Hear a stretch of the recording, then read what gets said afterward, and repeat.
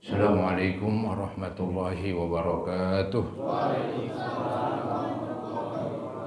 Alhamdulillah, alhamdulillahi rabbil alamin. Wa bihi nasta'in ala umuri dunya waddin. Wassalatu wassalamu ala asyrafil khalqi wal anbiya'i wal mursalin. Sayyidina wa maulana Muhammadin wa ala alihi wa ashabihi ajma'in, amma ba'd. Hadirin dan saudara-saudara jamaah Majelis Taklim Al-Itrah At-Tahirah yang saya muliakan, khususnya para guru-guru, para asatizah, tokoh masyarakat, para hujjaj dan remaja sekalian. Syukur alhamdulillah, malam hari ini kita bertemu kembali di awal bulan untuk sama-sama mengikuti pengajian.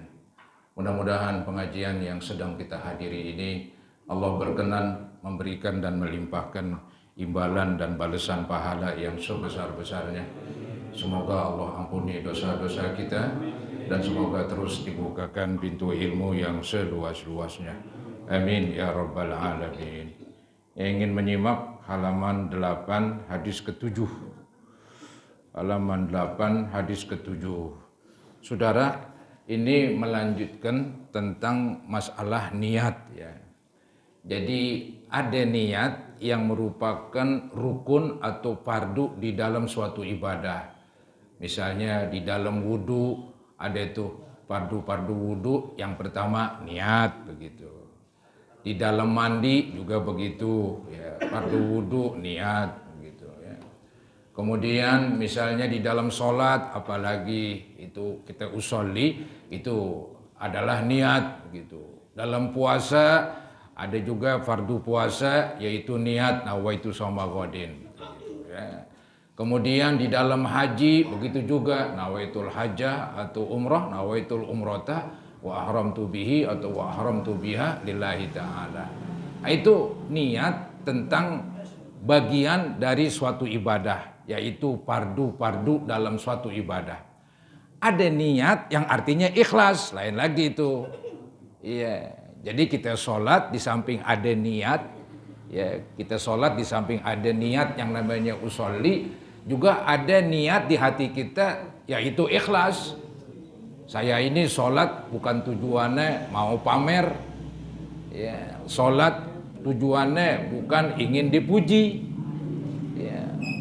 Jadi sholatnya ikhlas karena Allah. Itu niat juga saudara-saudara. Itu niat juga. Jadi memang ada beberapa ya, cabang-cabang tentang niat. Ya. Ada niat di dalam suatu ibadah yang disebut fardu ibadah. Dalam wudhu tadi, dalam mandi, ya, dalam puasa, ya, dalam haji dan seterusnya begitu. Kemudian ada niat yang lain lagi nih, yaitu kita niat ya, beribadah bila mana berbuat yang sifatnya saudara-saudara suatu perbuatan duniawi. Misalnya makan. Ini kan lebih banyak dunia ini istilahnya ini. Ya, dunia kita makan saudara-saudara. Kita minum ya. Tapi kalau kita masukin niat, lain lagi ceritanya itu dia. Ntar makannya dapat pahala begitu. Karena tujuannya supaya kita tuh makan biar kuat ibadah, atau kita makan biar punya tenaga untuk mencari rezeki. Juga tidur, kita tidur siang supaya nanti ada pengajian matanya celang misalnya, maka tidur siang dapat pahala gitu. Itu juga bagian dan cabang niat ya. Jadi niat ini masalahnya bercabang-cabang.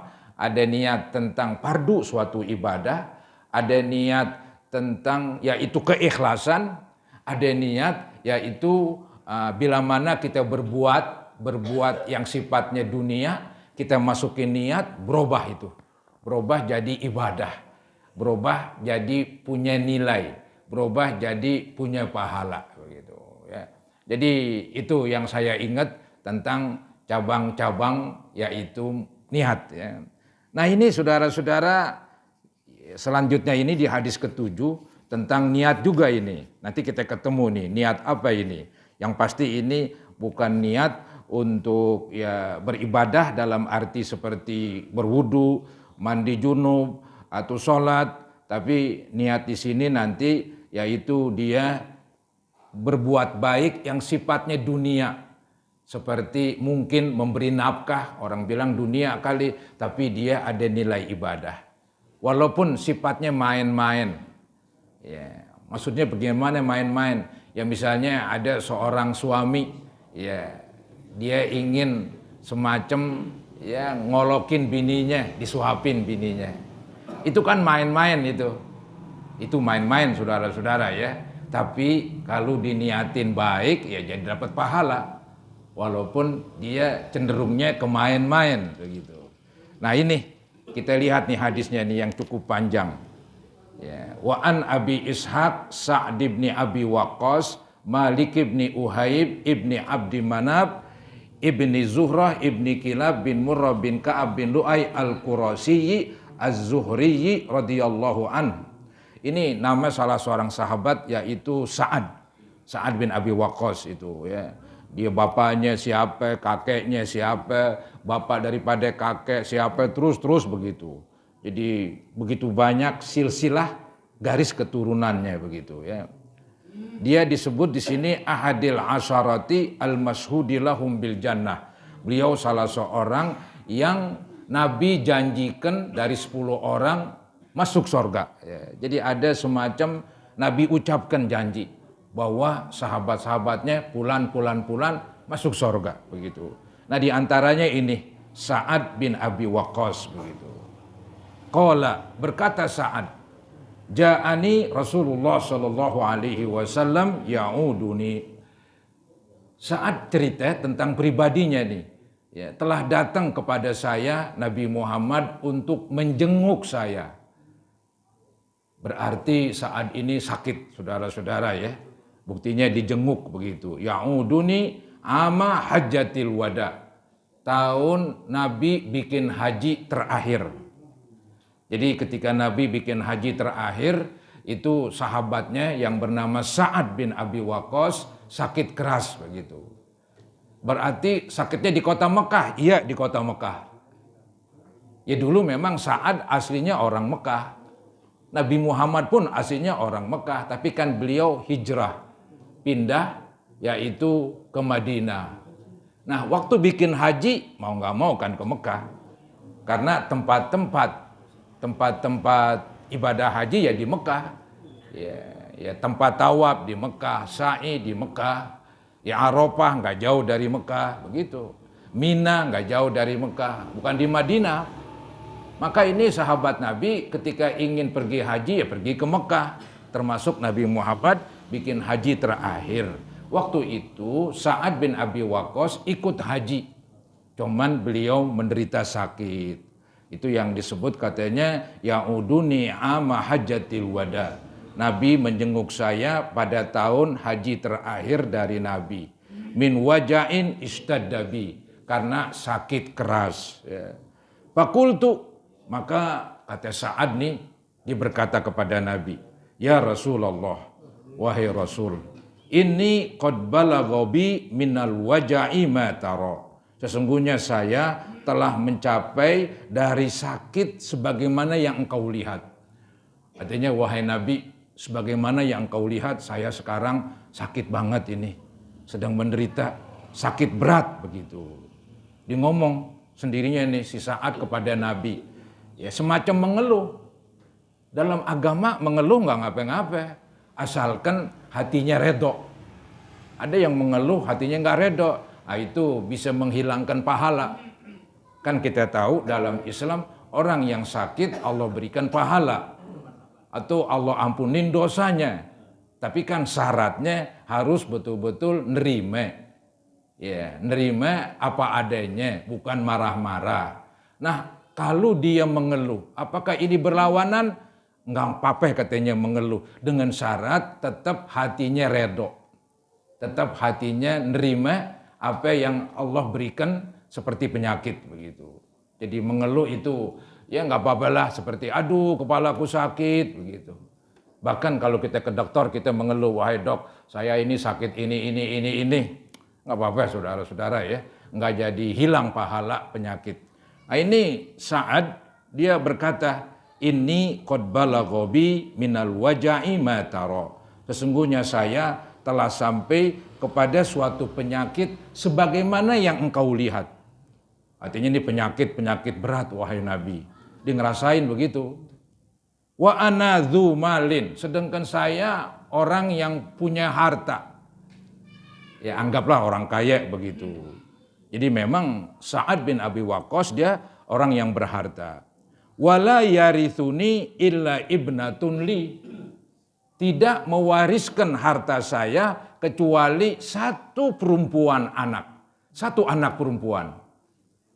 Jadi di dalam Islam nih, ya, kalau seseorang punya anak atau doang perempuan, kalau laki lain lagi, punya anak perempuan satu, ya. Kemudian sang bapak punya harta misalnya 1 juta begitu. Maka ini anak perempuan atau dapat setengah.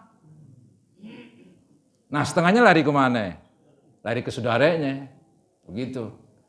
Kalau punya anak perempuan melulu.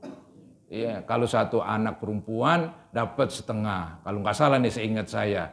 Kalau 2 anak perempuan, 3, 4 dan seterusnya dapat harta 2/3. Tetap aja nggak ngabisin. Ya, misalnya kalau hartanya 600 juta, ya, kalau perempuan sendiri dapat 300, kalau perempuan 2, 3, 4, 10, 2/3. 2/3 dari 600, kalau nggak salah 400 ya. 400 Pak. 400 beramai-ramai, anggap 10 orang bagi 10. Ya. Nah, sisanya lari kemana? Lari ke saudara. Ya, begitu. Nah ini nih si Sa'ad dia ngomong sama Nabi, wahai Nabi, saya banyak harta begitu. Sedangkan ahli waris saya hanya 1 perempuan begitu. Nah bagaimana kalau saya mau sedekah biar banyak? Ya, sedekah biar banyak begitu. Dikatakan apa atasaddaku bitulutsai mali? Bolehkah saya bersedekah 2/3 harta? Ya, 2/3 harta. Mau sedekah 2/3. Jadi kalau tanahnya atau uangnya 600 juta ya tadi 2/3, 400 ya. 400 begitu. Banyak banget tuh sedekah, lebih dari separuh harta. Ya. Jadi apa tasaddaqa bitulutsai mali? Bolehkah saya bersedekah 2/3 hartaku? Apa jawab Nabi? Qala la, jangan. Kebanyakan begitu ya. Jadi ada sedekah kebanyakan ini. Ini di zaman Nabi nih. Oh zaman sekarang kebalikannya. Kedikitan. Baik saudara-saudara. Kedikitan. Kemudian setelah kata Nabi jangan. Ini Sa'ad bin Abi Waqqas. Dia mengemukakan lagi tuh pilihan dia. Apa yang dibilang? Qultu. Waktu itu saya berkata. Fasyatru ya Rasulullah. Bagaimana kalau separuhnya wahai Rasul? Apa jawab Nabi? Faqala la, jangan juga. Masih kebanyakan. Ya. Kemudian Sa'ad menawarkan lagi. Qultu fasulus ya Rasulullah. Bagaimana kalau 1/3?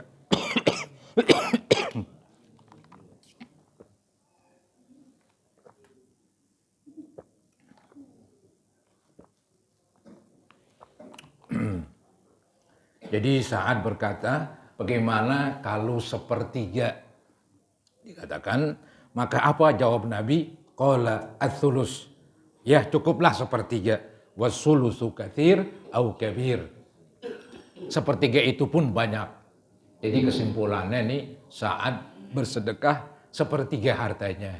Kalau hartanya 600, 1/3-nya 200. Kalau nggak salah begitu kan? Iya. Jadi saudara-saudara, inilah Nabi semacam memberikan jalan keluar. Ya.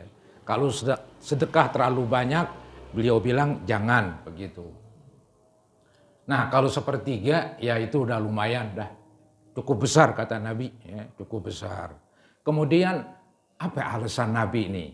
Kenapa tadi 2/3 penawaran Sa'ad nggak diterima? Ya, 2/3 nggak diterima, separuh nggak diterima. Baru diterima bila mana sedekahnya 1/3. Apa ini alasannya? Diterangkan, innaka antadzara warasataka agniya'a khairun min antadarahum alatan yatakaffafunan nas. Sesungguhnya engkau wahai Sa'ad, bila mana meninggalkan ahli waris kamu berkecukupan. Ya memang kalimat agniya ini kan majemuk, tunggalnya ghani. Orang artiin kaya, tapi saya artiin bahasa halus dah, berkecukupan begitu. Jadi sesungguhnya engkau meninggalkan ahli waris kamu berkecukupan, khairun, lebih baik, min antadarahum, dibandingkan kamu tinggalkan ahli waris kamu alatan, dalam keadaan susah, yatakaffafunan nas, minta-minta sama orang.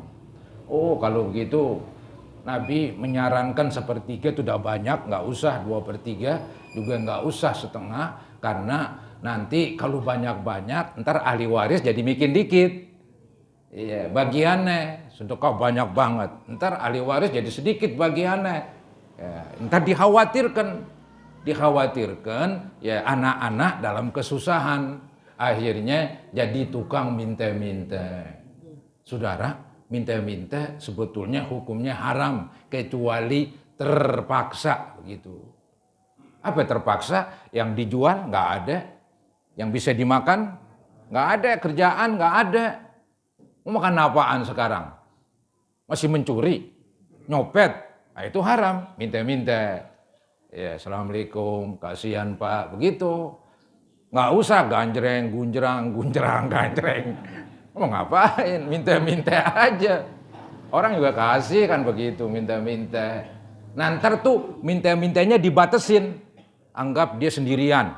Ya, istilahnya selobang nih mulutnya atu doang. Dicukup anggaplah 50.000 seharian. Udah dapat gocap, berhenti, jangan terusin. Yang namanya darurat itu dibatesin. Iya. Sampai dengan tuh darurat ketika orang kelaparan di padang pasir. Nggak ada makanan, yang ada bangkai.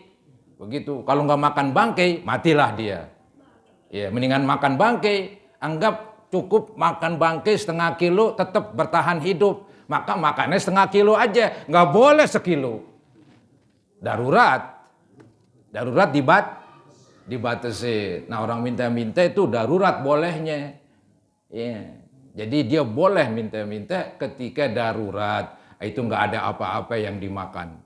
Daripada copet, daripada maling, daripada mencuri, minta-minta itu halal. Cuman itu pun dibatasi. Jangan jadi kerjaan, ini yang repot. Sekarang kan jadi kerjaan. Iya, ada orang tukang minta-minta, diperiksa ame satpam apa namanya? Ame satpol PP. Iya, duitnya banyak banget para hadirin. Iya, duitnya jutaan. Ya. Nah, ini nggak bagus cara begini. Itu ada hadis nanti kita ketemu tuh, hukumnya haram. Makin banyak yang didapat, nanti makin banyak luka pada mukanya yang dicakar begitu. Nanti mukanya tuh dicakarin sehingga dagingnya rontok dan akibatnya nggak berdaging. Nggak berdaging namanya tengkorak kan begitu. Awas jadi tengkorak begitu. Kerjaannya minta-minta nggak mau usaha. Kecuali mungkin orang yang cacat kali, nggak ada yang nanggung. Ya apa boleh buat? Dia cacat, nggak ada yang nanggung. Ya nggak apa-apa minta-minta, tapi seukuran makan dapat udah. Iya, besok ya nggak ada yang nanggung bagaimana? Mau kerja apaan?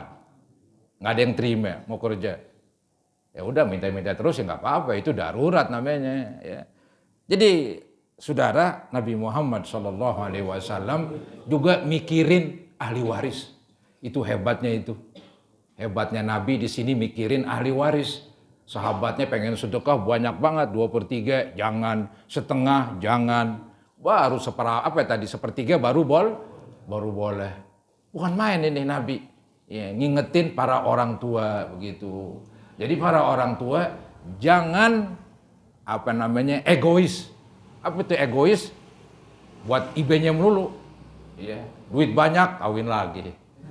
Bukan nggak boleh, 2, 3, 4 juga boleh. Cuman anak lu pada ingusan, pada nggak sekolah, mau diminin aja. Dikawin lagi. Itu namanya egois. Egois saudara-saudara kalau saya bilang.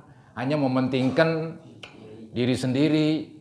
Ya kita kemarin menikah ya kita harus ya terima resiko. Resikonya apa ya? Punya anak kan begitu. Ya punya anak ya wajib kita bertanggung jawab. Iya, kalau nggak tanggung jawab jangan kawin. Biar hidup sendirian sono. Temennya bantal guling. Kan begitu. Iya, tanggung jawab kita. Insya Allah ada rezekinya kalau berusaha. Ya, untuk sekedar makan ada rezekinya. Tapi kalau untuk jadi orang kaya belum tentu. Itu lain lagi ceritanya. Kalau rezeki pokok itu mudah-mudahan Allah jamin. Rezeki pokok ya buat makan, buat pakai ya insya Allah ada. Ya, Allah jamin. Yang penting geremat. Yang penting geremat. Nah kalau untuk punya mobil, punya ini, itu urusan kedua itu. Itu bukan rezeki pokok tuh, itu rezeki tambahan. Itu orang-orang tertentu yang Allah kasih ya. Baik, kembali kepada hadis. Jadi lebih baik kamu tinggalkan ahli waris kamu berkecukupan dibandingkan kesusahan. Nanti dia minta-minta kepada orang. Ya. Kemudian ditambahkan lagi nih. Ditambahkan lagi. Wa innaka lan tunfiqa nafaqatan tabtaghi biha wajhallah illa ujirta 'alaiha. Dan sesungguhnya engkau wahai Sa'ad tidaklah mengeluarkan suatu pengeluaran. Apa aja nih pengeluaran? Entah pengeluaran untuk sehari-hari, pengeluaran memberikan hadiah, pengeluaran untuk sedekah. Pokoknya apapun yang kamu keluarkan dengan syarat wajah Allah. Ini niat nih. Dikeluarin wajah Allah ini. Ini niat ini. Artinya dia ngeluarin niatnya karena Allah. Illa ujirta 'alaiha. Kecuali kamu akan dibalas oleh Allah dengan pahala. Jadi wahai Sa'ad, kamu jangan ketakutan istilahnya. Ya, jangan ketakutan, waduh kalau saya sedekah sedikit ntar bagaimana di akhirat. Nggak usah ketakutan. Biarlah sepertiga aja. Ntar juga insya Allah kamu sehat badannya, bisa berbuat baik, bisa ngeluarin ini, ngeluarin itu. Itu pun pahala melulu. Ya, asalkan ya karena Allah begitu. Jadi nampaknya Sa'ad agak takut dia dengan akhirat begitu. Pengen dapat pahala biar banyak begitu. Maka pengen sedekah biar banyak. Tapi itu kan sedekah sedikit, ntar kan diiringi dengan pengeluaran-pengeluaran sehari-hari. Apa aja pengeluaran sehari-hari itu insya Allah ada pahalanya. Ya, kita memberi nafkah kepada istri dapat pahala, beri nafkah kepada anak dapat pahala. Ya, anak sekolah dia perlu uang dapat pahala. Ya, apalagi sedekah, memberi hadiah, semuanya itu pengeluaran-pengeluaran insya Allah nggak sia-sia. Ya, jadi jangan khawatir ya, punya pahala sedikit maka buru-buru dia bersedekah misalnya kan. Ya memang tadi kan saat kan lagi sakit. Biasanya orang kalau sakit pikirannya mati nih gue. Ya, mati itu begitu memang. Jadi dia tuh dorongan sedekah begitu gede. Ayo dah sedekah biar banyak. Tapi kata Nabi itu bukan alasan. Jangan ya sedekahnya yang wajar aja. Pikirinlah ahli waris, mereka itu diberikan warisan harta kalau ada. Kalau nggak ada bagaimana? Berikan warisan ilmu. Wah ini dia. Larinya ke sono dah. Iya. Kalau kita ini orang sederhana, ya buat makan-makan sehari-hari habis ya sudahlah apa boleh buat. Emang itu bagiannya, ngeremet usaha udah. Ya. Cuman dapat kata orang 2 liter kerok. Ya nggak munjung begitu, zaman dulu ngomong begitu kan, 2 liter kerok, 3 liter kerok. Kalau 3 liter munjung, wah ini kan banyak munjung. Ini kerok begitu. Jangan-jangan keroknya celong lagi. Habislah. Jadi saudara-saudara, itu biarlah itu memang bagian kita. Tapi jangan lupakan, anak-anak berikan warisan. Betul kita nggak punya harta, tapi ada warisan paling mahal. Itulah warisan ilmu. Itulah warisan ilmu. Ada ilmu agama, ada ilmu umum. Ya dua-duanya bagus. Cuman ada yang paling penting, yaitu warisan ilmu agama. Jadi mereka ya diberikan, suruh sekolah. Bapaknya tanggung jawab, masih buat bayaran sebulan sekali nggak ada apa.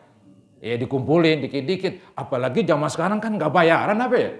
Tuh hebat sekali tuh pemerintah. Iya nggak bayaran. Iya, ibtidaiyah bayaran nggak?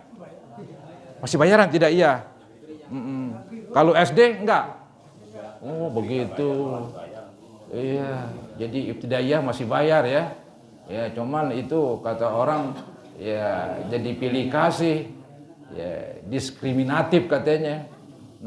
Kurang bagus itu. Kudunya SD ya gratis, ibtidaiyah gratis. Cuman gurunya jangan lu nggak bergaji, ntar bagaimana? Bubaran tuh ibtidaiyah. Gurunya nggak digaji oleh pemerintah. Mestinya begitu. Jadi apalagi sekarang ya insya Allah dapatlah ya buat bayaran anak-anak.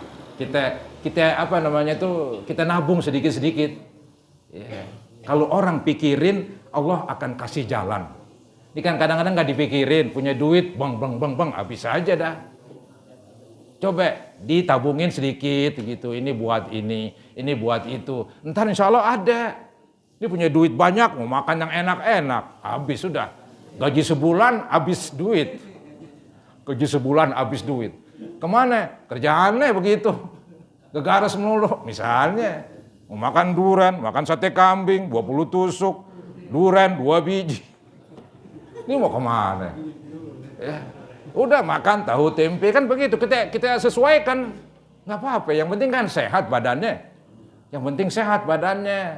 Ya, buat apa yang makan enak, ntar malah sakit, brek aja udah. Parah kalau begitu. Bisa para hadirin dipikirin, berikan warisan kepada anak-anak kita, warisan ilmu. Pernah saya katakan, warisan harta bisa habis. Apalagi nih anak-anak nggak bisa ngatur. Ya udah, bisa-bisa pindah ke Citayam. Repot. Iya, gara-gara nggak bisa ngatur. Iya, tapi kalau warisan ilmu ada terus. Ya, anggap di ngajar, dikeluarin, tetap aja ilmunya masih ada. Kalau duit dikeluarin, barber habis. Tapi ilmu barber nggak habis, saudara-saudara. Bikin banyak, bikin nempel. Iya, maka dari itu warisan ilmu jangan nggak dikasih. Anak-anak kita wajib sekolah. Ya, nggak boleh nggak sekolah. Ya, gebu kalau nggak sekolah, saudara-saudara ya. Baik gedebongan, kan begitu. Ya begitu Bang didik anak. Ya. Baik, saudara-saudara. Jadi kesimpulannya nih, Nabi menghibur Sa'ad. Ya, nggak usah sedekah banyak-banyak begitu. Udah sepertiga itu udah banyak banget.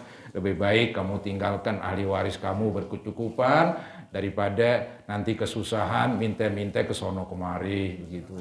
Kemudian kamu juga nanti kalau masa sehat masih hidup istilahnya, kamu ntar memberi ini, memberi itu, pengeluaran ini, pengeluaran itu semuanya ada pahalanya kata Nabi.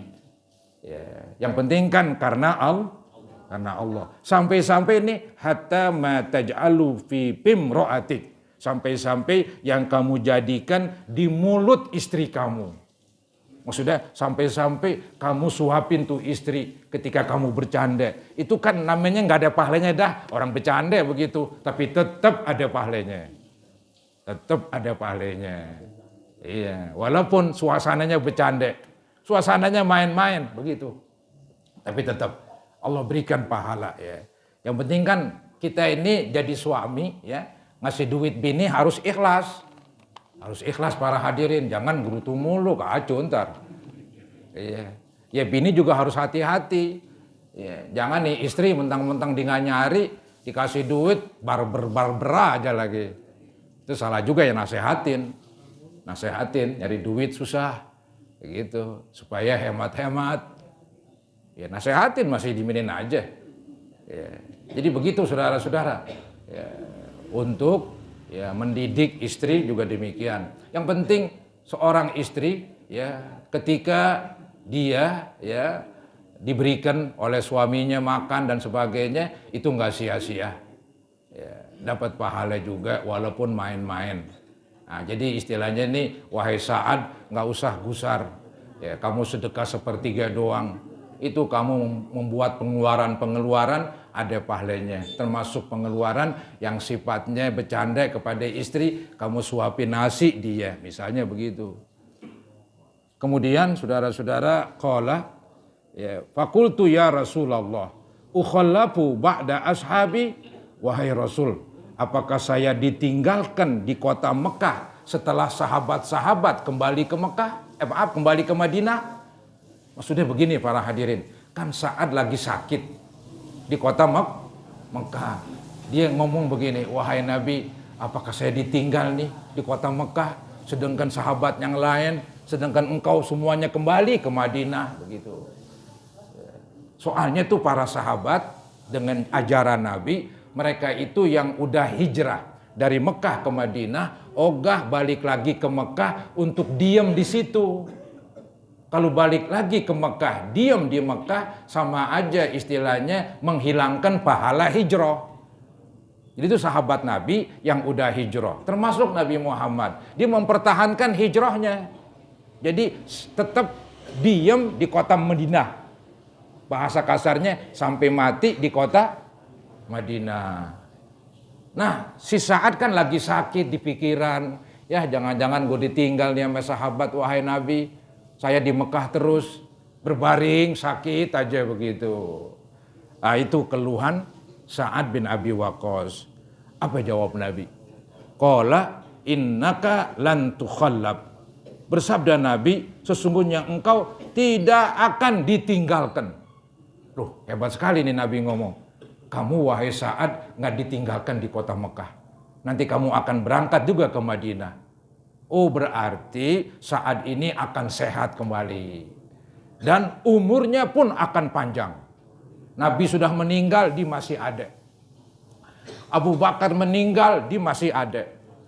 Bukan main dia. Di zaman Umar, dia jadi panglima perang. Perang dengan orang-orang Persia begitu. Itu dulu tuh Irak masih kekuasaan Persia. Iran kekuasaan Persia. Itu ditundukkan di zaman Umar bin Khattab dengan panglima perang Sa'ad bin Abi Waqqas. Bukan main deh, keren banget saudara-saudara. Ya. Itu katanya gambarannya itu tentara Persia 130.000 lebih. Adapun umat Islam paling 30.000, 40.000. Berlipat-lipat bandingannya. Tapi dengan keberanian, dengan keikhlasan, karena Allah, ya Allah berikan kemenangan. Maka tuh sekarang Irak jadi negara Islam, udah jadi istilahnya orang-orangnya ya Islam. Iran juga Islam, walaupun banyak yang Syiah begitu ya. Jadi itu Sa'ad. Maka kata Sa'ad kan, wahai Nabi, saya ditinggalin dong nih di Mekah. Nabi menjawab, innaka lan tukhallab. Sungguhnya engkau tidak akan ditinggalkan dan engkau akan punya umur panjang. Begitu maksudnya. Walaupun gak disebutin, cuman dengan kata-kata lan tukhallab, kamu gak akan ditinggalkan. Berarti umur kamu panjang.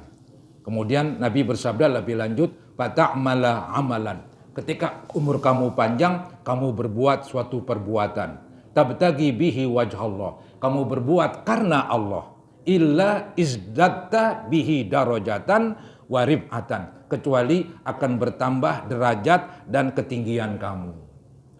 Jadi Nabi hibur banget ini saat lagi sakit. Kamu bakalan sehat. Kamu bakalan panjang umur kamu. Ketika kamu panjang umurnya, kamu berbuat apa saja karena Allah yang baik-baik, maka kamu diangkat derajat kamu dan kamu ditinggikan oleh Allah. Ya. Jadi hebat saudara-saudara nisaan. Kemudian wala'allaka an tukhallafa hatta yantafi'a bika aqwamun wa yadurra bika akharun. Artinya nanti kamu wahai Sa'ad boleh jadi diberikan umur panjang. Nabi udah semacam kira-kira. Ya. Jadi kemungkinan besar engkau wahai Sa'ad diberikan umur panjang. Sehingga umat Islam mengambil keuntungan, orang kafir mendapat kerugian. Begitu. Artinya gara-gara Sa'ad umurnya panjang, dia banyak nanti ya berbuat ini dan itu, termasuk memimpin pasukan untuk berperang. Jadi umat Islam dapat keuntungan. Ya, gara-gara dia negara Islam makin melebar. Ketika berperang ada harta rampasan perang. Orang Islam dapat begitu.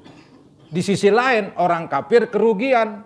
Daerahnya dikuasai oleh orang Islam. Harta mereka diambil. Begitu bang dalam perang direbut. Itu namanya harta rampasan perang. Nah ini Nabi udah bilangin ini. Ya, wala'allaka an tukhallab. Moga-moga kamu akan diberikan umur panjang. Hatta yantafi'a bika aqwamun. Sehingga beberapa kaum mengambil manfaat dari engkau. Wa yadurra bika akharun. Dan sebagian lagi akan mendapat bahaya. Yang mendapat manfaat, yang mendapat keuntungan orang Islam. Yang mendapat bahaya orang kafir. Kemudian Nabi Muhammad SAW mendoakan sahabatnya, Allahumma amdi li ashabi, ya Allah teruskanlah hijrah sahabat-sahabatku. Jangan sampai ada sahabat yang udah hijrah, balik ke Mekah, tinggal di situ. Itu jelek para hadirin, hilang pahalanya begitu. Maka Nabi berdoa, Allahumma amdi li ashabi hijratahum. Ya Allah teruskanlah sahabatku di dalam hijrah mereka. Wala taruddahum ala aqabihim. Janganlah engkau ya Allah kembalikan mereka ke belakang. Jangan balik lagi ke Mekah begitu. Kalau balik ke Mekah paling ibadah haji, ibadah umroh. Untuk nongkrong di Mekah jangan. Supaya tetap di Madinah biar pahala hijrahnya tetap langgeng begitu. Kemudian Nabi berkata ada salah seorang sahabat yang hijrah tapi balik lagi. Maka Nabi kasihan di sini nih. Walakinil ba'isu, tetapi kasihan yang sengsara. Nabi bilang sengsara dia, kasihan. Ya. Walakinil ba'is, tetapi yang sengsara katanya siapa? Sa'ad juga, cuman bukan bin Abi Waqqas nih, Sa'ad bin Khawlah. Sa'ad bin Khawlah. Nabi mengatakan kasihan Sa'ad bin Khawlah. Kenapa kasihan? Karena dia tetap di kota Mekah. Nggak mau kembali, nggak mau hijrah ke Madinah. Ada yang bilang udah hijrah ke Madinah, balik lagi. Balik lagi. Ya mungkin dia rindu dengan kampung halamannya. Nggak boleh begitu. Kalau hijrah lain ini. Ini ibadah katanya, jangan ditarik lagi. Kayak kita sedekah begitu, sedekah tarik lagi, borok sikut. Borok sikut juga pahalanya hilang. Sedekah tarik lagi, udah itu hijrah semacam begitu, semacam begitu. Dikatakan yarsilahu Rasulullah SAW an mata bi Makkah. Nabi merasa kasihan, kepada Sa'ad bin Khawlah lantaran meninggal di kota Mekah, meninggal di kota Mekah. Kalau Sa'ad bin Abi Waqqas Nabi doain malah, emang hatinya keras begitu.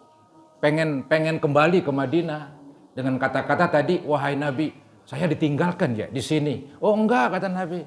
Insya Allah kamu umurnya panjang. Nanti sehat lagi bisa kembali ke Madinah.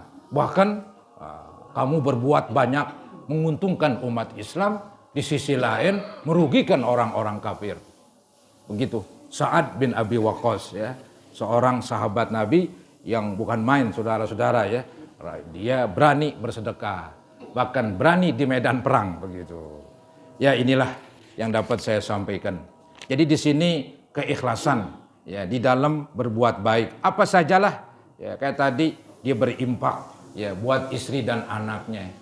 Saudara, kalau kita nggak ikhlas ya memberi makan, memberi kepada istri dan anak, ya berhenti aja di suami begitu dah. Bubar aja. Udah bubaran gitu, dibercerai kalau bubaran. Nggak ikhlas, pokoknya kan nggak ikhlas, paksain biar ikhlas. Kita girang, alhamdulillah, gue bisa ngasih bini, alhamdulillah, gue bisa nyekolahin anak. Girangin hatinya, paksain, keluarin. Kalau nggak dipaksain, nggak pernah ikhlas ntar. Ya, begitu. Jadi uang yang kita keluarkan buat keluarga, insya Allah nggak sia-sia. Biarin para hadirin, itu pahalanya lebih gede daripada kita bersedekah. Ada hadis riwayat Imam Muslim itu yang berbunyi dinarun anfaqtahu fi sabilillah wa dinarun tasaddaqta ala miskin wa dinarun anfaqtahu fi raqabatin wa dinarun anfaqtahu ala ahlika a'zamuha ajran alladzi anfaqtahu ala ahlik. Uang dinar atau uang rupiah yang kamu keluarkan di jalan Allah, yang kamu keluarkan buat orang miskin, yang kamu keluarkan zaman dulu untuk merdekain budak, yang kamu keluarkan buat istri dan anak kamu. Di antara itu semua, yang paling gede pahalanya uang yang kita keluarkan buat istri dan anak. Bukan main para hadirin, itu ngirangin para suami.